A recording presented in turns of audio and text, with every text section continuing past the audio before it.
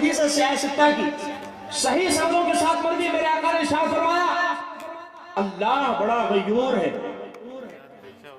توجہ فرمائے، اللہ بڑا غیور ہے، اور فرمایا کہ مومن بھی غیرت مند ہوتا ہے. مومن کیا ہوتا ہے؟ غیرت مند ہوتا ہے. اچھا یہ ایک ایسی چیز ہے جانوروں میں بھی پائی جاتی ہے، جانوروں میں. اور میں حدیث پیش کرتا ہوں. حضرت عمرو بن میمون رضی اللہ تعالیٰ عنہ نے اس کو روایت کیا، کہا کہ دور جاہلیت میں ایک مرتبہ جنگل میں تھا، تو میں نے دیکھا کہ ایک جوڑا ہے بندر اور بندریا کا، بندر اور بندریا کا جوڑا ہے، اور بندر اپنا سر بندریا کے کاندھے پہ رکھ کے لیٹا ہوا. اس کی آنکھ لگ گئی، آنکھ لگی، تھوڑی دیر میں دیکھا کہ ایک گڈا سا ناٹا سا دوسرا بندر آیا.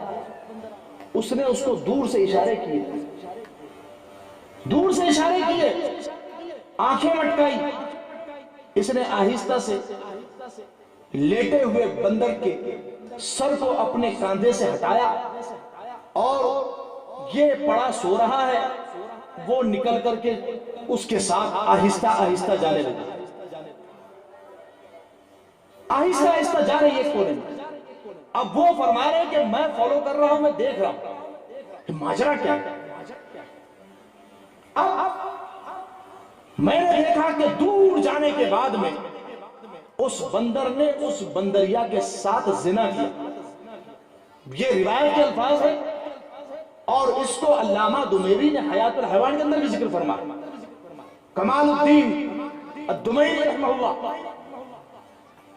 سنیے مسلمانوں تھوڑا، یہ دیکھیے غیرت کس کو کہتے ہیں.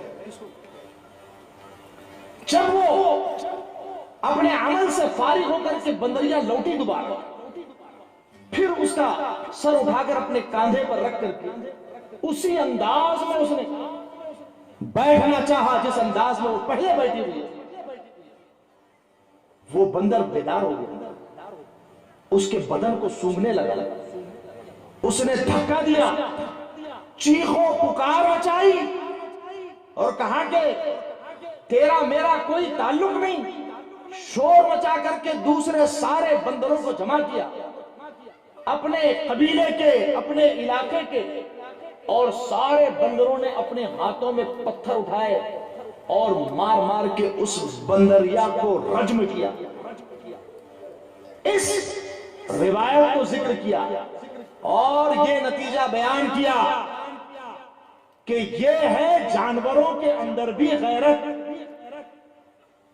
یہ ہے جانوروں کی غیرت. ایسا نہیں ہے کہ صرف انسانوں میں غیرت ہوتی ہے، جانوروں میں بھی غیرت ہوتی ہے.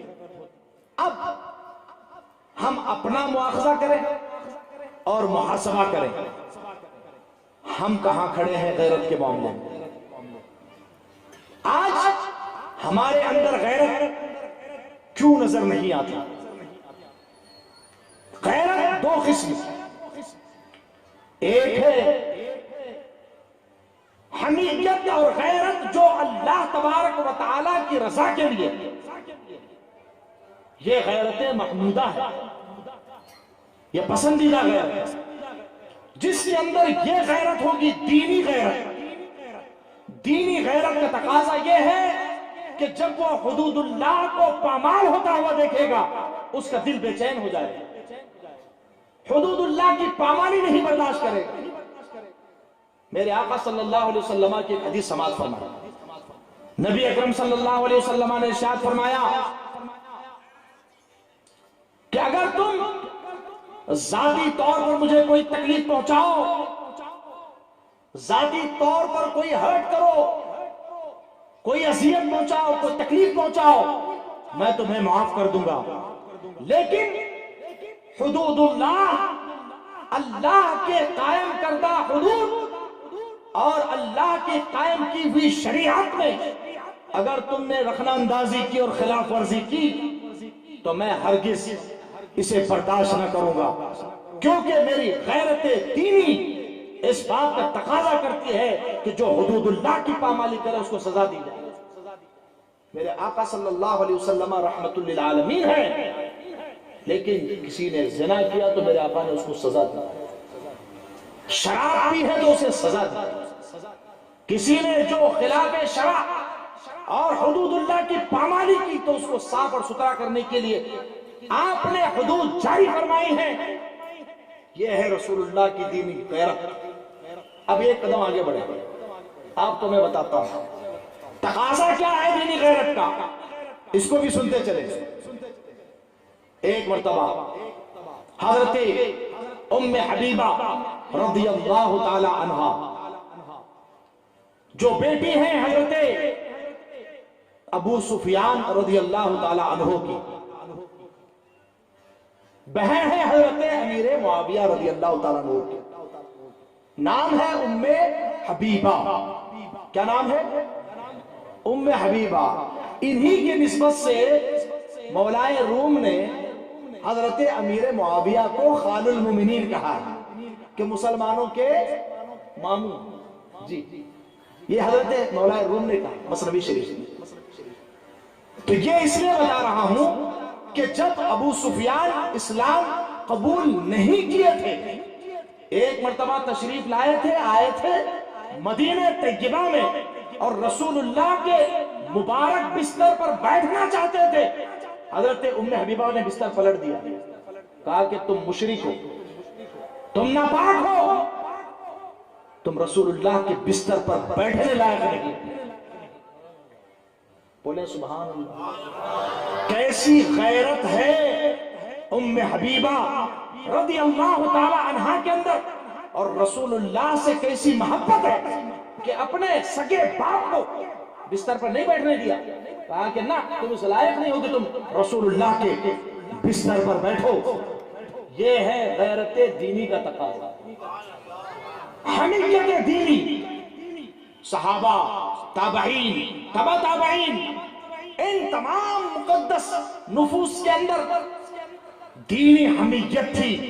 یہی وجہ تھی حضرت فاروق اعظم رضی اللہ تعالی عنہ خلاف شرع کوئی کام ہرگز نہیں برداشت کرتے تھے، شریعت کا قانون ٹوٹے یہ برداشت نہیں تھا۔ ہمارے اکابر بزرگان دین ہرگز اس بات کو پسند نہیں کرتے تھے کہ ہمارے سامنے کوئی خلاف شرع کام کرے۔ ہم زیادہ دور جانے کی ضرورت نہیں ہے، ماضی قریب میں ہم حضور مفتی اعظم ہند رحمت اللہ تعالی علیہ کو دیکھتے ہیں کہ ان کے سامنے اگر کوئی خلاف شرع کام ہوتا تو تڑپ جاتے، فوراً ٹوکتے، توبہ لازم ہوتی، توبہ کرواتے۔ ایک مرتبہ گجرات میں ایک جگہ دعوت میں تشریف لے گئے، نل جہاں پر ہاتھ دھویا جاتا ہے بیسن کا نل وہ ٹپک رہا تھا، آپ اندر تشریف لے جاتے ہوئے آپ نے فرمایا کہ اس نل کو فوراً درست کروائیے، پانی کا اسراف ہو رہا ہے، قطرہ قطرہ پانی ٹپک رہا ہے۔ تو انہوں نے کہا کہ ٹھیک ہے حضور کروا لیں گے۔ اس کے بعد میں بیٹھے، کچھ لوگ ملاقات کرنے کے لیے آئے، کچھ باتیں ہوئی اور کہا کہ حضور چلیے کھانا کھایا جائے۔ وہاں کھانے کے لیے جب ہاتھ دھونے کی باری آئی تو اسی بیسن پر آدھا پونا گھنٹہ یا ایک گھنٹہ، اس سے کچھ کم و زیادہ عرصہ گزرا۔ ہاتھ دھونے کے لیے دوبارہ جب تشریف لائے، آپ نے فرمایا کہ یہ نل ابھی تک درست نہیں ہوا ہے، یہاں اسراف ہو رہا ہے، اللہ کی نعمت ضائع ہو رہی ہے، اس گھر میں کھانا نہیں کھاؤں گا، اس گھر میں کھانا نہیں کھاؤں گا۔ یہ ہے دینی غیرت۔ اب میں آپ سے عرض کرتا ہوں، یہ پانی کے قطرے چھوٹی بات بظاہر ہمارے اعتبار سے، ہماری تو پوری عورتیں نصف عریاں محفلوں میں جا رہی ہیں، ہماری نگاہوں کے سامنے ہماری جوان بچیاں آدھے عریاں لباس جس میں سارا جسم نظر آ رہا ہے۔ بے غیرتی یہ ہے ہماری کہ ہمیں ذرہ برابر احساس نہیں ہو رہا۔ کیوں ایسا ہو رہا؟ وجہ کیا ہے؟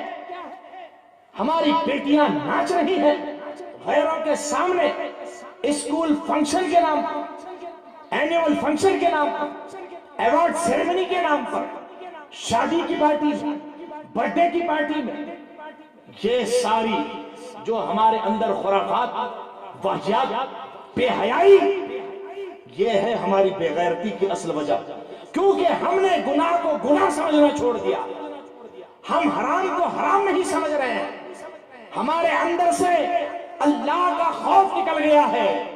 خوف نہ ہونا غیرت کی سب سے پہلی وجہ، اللہ کا خوف، اللہ کا خوف۔ دل میں اگر اللہ کا خوف ہو تو آدمی کو خوف خدا اس بات سے روکتا ہے کہ آپ کوئی بھی ایسا کام کرے جس سے اللہ ناراض ہو۔ میں آپ سے پوچھنا چاہتا ہوں، ویلنٹائن ڈے سے لے کر کے 31 نائٹ تک کیا کیا خرافاتیں ہو رہی؟ بیوٹی پارلر کا کلچر عام ہو رہا، فلاں فلاں culture, party culture, wedding parties culture, birth day بیش کلچر۔ اس کے نام پر بچیاں، ہم اپنی بچیوں کو غیروں کے پاس بھیج رہے ہیں، دوسروں کے یہاں بھیج رہے ہیں، ان کی آبروئیں تار تار ہو رہی ہیں، ان کی عصمتیں لوٹی جا رہی ہیں، لیکن ہمیں حیا نہیں۔ تعجب تو اس وقت ہوا جب ایک فنکشن میں ہمیں ایک صاحب نے بتایا کہ ایک شخص نے ایک لڑکی کی طرف اشارہ کرتے ہوئے کہا کہ کیا حسین و جمیل لڑکی ہے، تو دوسرا شخص کہتا ہے ارے وہ میری ہی بیٹی ہے۔ معاذ اللہ، 100 بار معاذ اللہ۔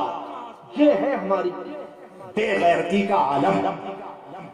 اگر ٹی وی پر ناچ رہی ہے، فخر سے کہہ رہے ہماری بیٹی ناچ رہی ہے، معاذ اللہ رب العالمین۔ ہم وہ قوم ہے کہ اگر ہماری ایک بیٹی آواز لگاتی ہے تو ہم سندھ کی اینٹ سے اینٹ بجا دیتے ہیں۔ تاریخ کا پتہ ہی نہیں، ہماری حمیت کا پتہ نہیں، ہمارے اصول و ضوابط کا پتہ نہیں، ہمارے اقدار اور ویلیوز کا پتہ نہیں ہے۔ رفیقان محترم، عزیزان گرامی، اس کی وجوہات کیا ہے؟ میں 2-3 وجوہات کی طرف آپ کی توجہ مبذول کرانا چاہتا ہوں۔ آپ بہت سنجیدگی سے سن رہے ہیں، اور سنجیدگی سے سنیں اور اس کو دل میں بٹھائیں۔ اللہ کا خوف نہ ہونا سب سے بنیادی وجہ۔ اگر یہ ہوتا ہے تو آدمی گناہ کرنے سے پہلے اللہ کے خوف سے لرز جاتا ہے۔ جس کے دل میں خوف خدا ہوگا، اللہ تبارک و تعالیٰ اسے گناہوں سے بھی بچائے گا۔ اور اللہ کا یہ اعلان ہے قرآن مجید کے اندر، وَأَمَّا مَنْ خَافَ مَقَامَ رَبِّهِ وَنَهَى النَّفْسَ عَنِ الْهَوَىٰ فَإِنَّ الْجَنَّةَ هِيَ الْمَأْوَىٰ۔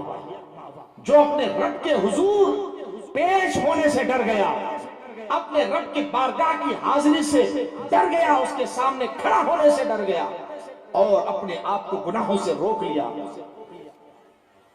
وَنَهَى النَّفْسَ عَنِ الْهَوَىٰ، خواہش نفسانی سے اپنے آپ کو روک لیا، فَإِنَّ الْجَنَّةَ هِيَ الْمَأْوَىٰ، پروردگار فرماتا ہے وہ جنت ہی اس کا ٹھکانہ ہے۔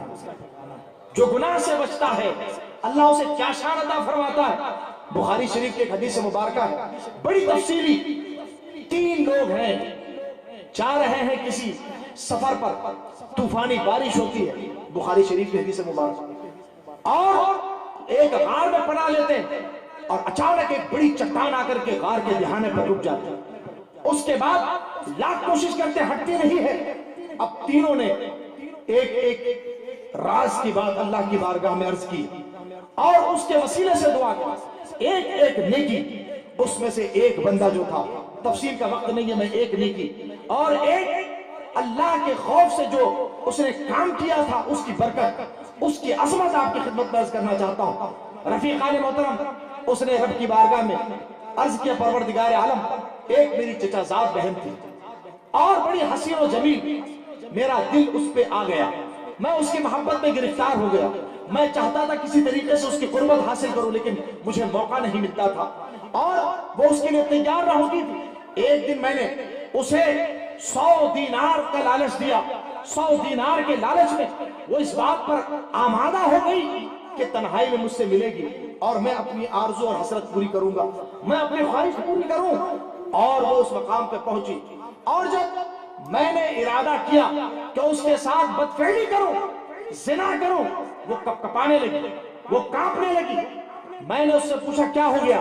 کہا کہ مجھے اپنے رب سے خوف محسوس ہو رہا ہے، مجھے اپنے رب کا ڈر محسوس ہو رہا ہے، میری عزت کو تار تار نہ کر، میں تجھے خدا کا واسطہ دیتی ہوں، میری عصمت کو تار تار نہ کر۔ اس کے دل میں بھی اللہ کا خوف پیدا ہو گیا۔ پروردگار عالم کو اس کی یہ ادا پسند آئی، اور پروردگار عالم کی بارگاہ میں جب اس نے اس نیک عمل کو، اس گناہ سے بچنے کو اس نے پیش کیا، اللہ تبارک و تعالیٰ نے وہ غار کے دہانے پر آئی ہوئی چٹان کو ہٹا دیا۔ رفیقان محترم، عزیزان گرامی، ایک گناہ سے بچنا اللہ جل وعلا کو کتنا پیارا ہے۔ آج زنا عام ہوتا جا رہا ہے، فیس بک، سوشل میڈیا کے ذریعے سے تعلقات پیدا کیے جا رہے ہیں۔ لوگ سمجھتے ہیں کہ یہ کوئی بڑا کام ہے۔ میرے عزیز، میرے دوست، اللہ کے رسول صلی اللہ علیہ وسلم نے فرمایا کہ لا یزنی الزانی حین یزنی وہو مومن، ایمان آدمی کے جسم سے نکل جاتا ہے اور آسمان اور اس کے درمیان معلق ہو جاتا ہے جب وہ زنا کرتا ہے اور اپنے آپ کو اس عمل قبیح کے اندر ملوث کرتا ہے۔ اللہ محفوظ رکھے۔ لیکن جو اس بدفعلی سے، زنا سے بچتا ہے، اللہ تبارک و تعالیٰ اسے قیامت کے دن عرش کا سایہ نصیب فرمائے گا۔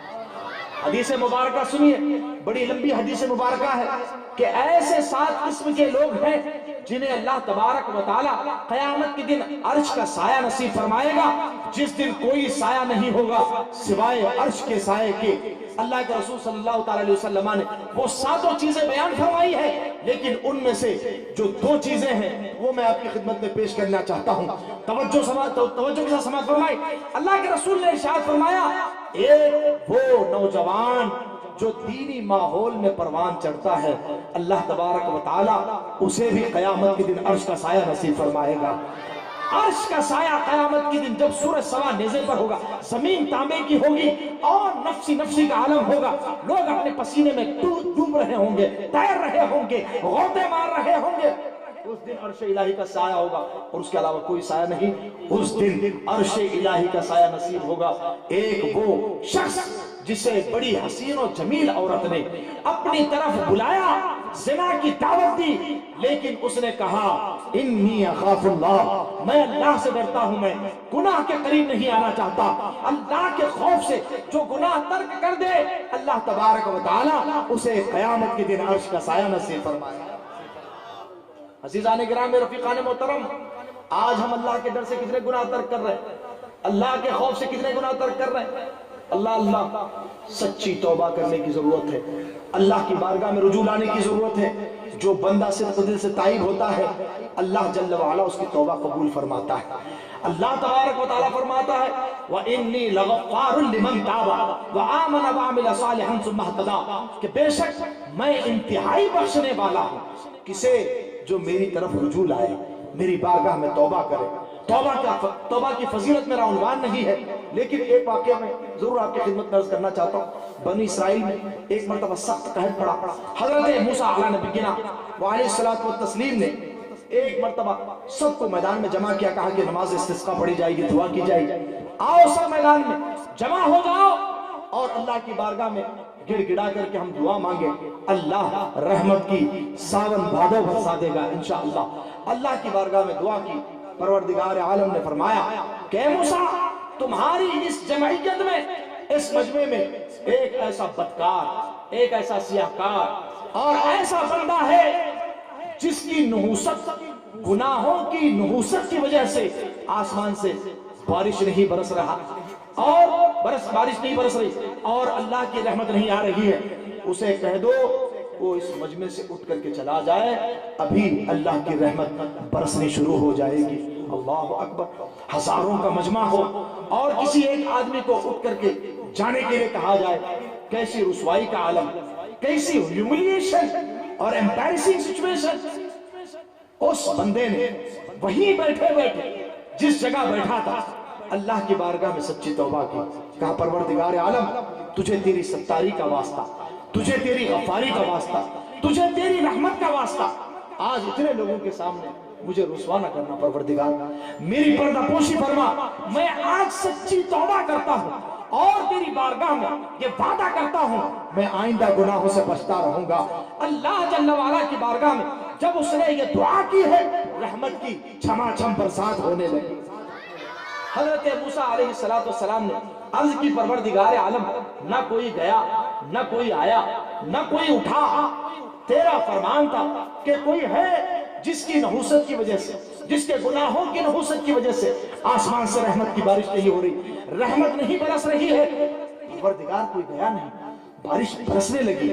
پروردگار یہ راز کیا ہے؟ پروردگار مجھے بتا دے۔ پروردگار عالم نے ارشاد فرمایا موسیٰ جب وہ میرا نافرمان تھا، جب اس نے میری نافرمانیاں کی ہوئی تھی اور نافرمانیوں میں حد سے بڑا ہوا تھا، میں نے اس وقت اس کا راز نہیں فاش کیا۔ اب تو وہ میری بارگاہ میں آ چکا ہے، اب تو وہ میری رحمت کی پناہ میں آ چکا ہے، اب تو وہ سچی توبہ کر چکا ہے، اب میں اس کا راز کیسے فاش کروں گا؟ مجھے غیرت آتی ہے کہ میں اس کے راز کو افشا کروں۔ عزیزان محترم، رفیقان گرامی، سچی توبہ کی یہ برکتیں ہیں کہ اللہ تبارک و تعالیٰ نے ایک لمحے میں اس کی ساری خطائیں معاف فرما دی ہے اور ایسا صاف فرما دیا۔ میرے آقا ارشاد فرماتے ہیں التائب من الذنب کمن لا ذنب لہ، جو آدمی سچی توبہ کرتا ہے ایسا گناہوں سے پاک اور صاف ہو جاتا ہے جیسا وہ ابھی اپنے ماں کے پیٹ سے پیدا ہوا۔ کوئی گناہ نہیں، التائب من الذنب کمن لا ذنب لہ۔ رفیقان محترم، عزیزان گرامی، 7:30 بجے انشاءاللہ اذان ہونے والی ہے، میں اپنے وقت پر انشاءاللہ گفتگو سمیٹنے کی کوشش کر رہا ہوں۔ عزیزان محترم، رفیقان گرامی، ایک وجہ یہ خوف خدا، یہ خوف ہے، یہ اصل ہے۔ عربی میں ایک کہاوت ہے رأس الحکمت مخافت اللہ، کہ ساری جو نیکیوں اور حکمتوں کا سرچشمہ ہے وہ اللہ کا خوف ہے۔ اگر اللہ کا ڈر ہو تو آدمی ہر وہ کام کرنے سے پہلے سوچے جس میں اللہ کی ناراضگی ہو، جس سے شریعت نے منع کیا ہو۔ اگر آدمی اللہ کا خوف دل میں بسا دے، ہماری مائیں اور بہنوں کے دلوں میں اگر ہم اللہ کا خوف ڈال دیں تو کوئی بھی قدم اٹھانے سے پہلے وہ سوچیں گی کہ اس میں اللہ کی رضا ہے یا اللہ کی ناراضگی ہے۔ آپ بچوں کو کالج اور یونیورسٹیز میں پڑھاتے ہیں، ہم کالج اور یونیورسٹی کی تعلیم کے مخالف نہیں ہیں، لیکن ان کے دل میں اللہ اور اس کے رسول کی محبت ایسی بٹھا دیجئے، اللہ اور اس کے رسول سے ایسا سچا پیار ان کے دل میں بٹھا دیجئے کہ دنیا کی کوئی طاقت انہیں گمراہ نہ کر سکے۔ پرابلم کہاں ہوتی ہے؟ پرابلم وہاں ہوتی ہے جب ہماری بچیوں کو گھر میں دین نہیں سکھایا جاتا، دینی تعلیم نہیں دی جاتی ہے، اللہ اور اس کے رسول کی محبت دلوں میں نہیں ڈالی جاتی ہے، اور وہ کوری اور صاف بالکل بلینک ایسی جگہوں پر پہنچتی ہے، دانشگاہوں میں، ایسے مدارس، کالجز، یونیورسٹیز میں، تو اس کے بعد میں ان کا بہکنا آسان ہو جاتا ہے۔ میں یہ پوچھنا چاہتا ہوں یہ کس کی ذمہ داری ہے؟ آپ بچپن سے بچوں کو دینی ماحول میں پروان چڑھائیے۔ دینی ماحول میں پروان چڑھی ہوئی بچی ہو یا بچہ ہو، عرش کا سایہ بھی نصیب ہوگا، دنیا بھی رحمت ہوگی، آخرت بھی سمر جائے گی۔ عزیزان محترم، رفیقان گرامی، اس کے لیے ہمیں اور آپ کو تھوڑی سی محنت کرنی ہے۔ تھوڑی سی محنت یہ ہے کہ ہمیں خود نمازوں کا پابند بننا پڑے گا۔ آپ اپنے بچوں کو نمازوں کا پابند بنائیے۔ 7 برس کی عمر میں اللہ کے رسول صلی اللہ علیہ وسلم نے فرمایا کہ جب تمہارا بچہ بچی 7 برس کی ہو جائے تو انہیں نماز کی تلقین کرو، اور 10 سال کے ہو جائے تو انہیں سختی کے ساتھ نماز پڑھنے کے لیے ان پر سختی کرو، لاپرواہی نہیں ہونی چاہیے۔ بچپن سے جو دین کی محبت دل میں بیٹھے گی تو غیرت بھی ہوگی، حمیت بھی ہوگی۔ رفیقان محترم، دوسری وجہ اور اہم وجہ، آج ہم پردے کا خیال نہیں کرتے، یہ اس وجہ سے ہمارے اندر بے غیرتی عام ہوتے جا رہی ہے، کیونکہ اس کو ہم سمجھتے ہیں نارم ہے۔ بولے بھابھی اور دیور کا کوئی پردہ ہوتا ہے؟ معاذ اللہ رب العالمین، شریعت میں دیور اور بھابھی کا پردہ ہے۔ اللہ کے رسول نے فرمایا دیور آگ ہے بھابھی کے لیے، دیور آگ ہے۔ کہاں ہوتا ہے؟ میں نے سنا اچل پور میں ہوتا ہے، الحمدللہ۔ آج ہمارے سید صاحب کہہ رہے تھے، ہمارے غازی بھائی، کہ یہاں کی 3 چیزیں بڑی مشہور ہے، یہاں کا پردہ، یہاں کا زردہ اور یہاں کا گردہ۔ تو میں نے کہا کہ بہت اچھی بات ہے، مجھے تو بہت خوشی ہوئی۔ 2 چیزیں، پردہ بھی مجھے یہاں نظر نہیں آ رہا ہے بظاہر، لیکن پردہ ہو رہا ہے الحمدللہ، یہ بہت اچھی چیز ہے۔ گردہ بھی نظر آ گیا، میں نے کہا زردہ بچا ہوا ہے، تو زردہ بھی کسی وقت دیکھ لیں گے۔ پردہ کم ہو گیا ہے، دیکھیے تو اس کی وجہ کیا ہے؟ یہ انٹرمنگلنگ آف سیکسز، جن سے مخالف کے ساتھ اختلاط، اب اس کو نارمل سمجھا جانے لگا ہے۔ یہ ہے ہمارے غیرت کی ایک وجہ، غیرت نہ ہونے کی، کیونکہ کامن سی بات ہے، ٹھیک ہے بچے جاتے ہیں، نہیں، مومن کی غیرت ایسی ہوتی ہے کہ اگر کوئی غلط نظر سے میری ماں کو دیکھے، میری بہن کو دیکھے، میری بیوی کو دیکھے تو میں اس کی آنکھ نکالوں گا۔ یہ غیرت ہونی چاہیے۔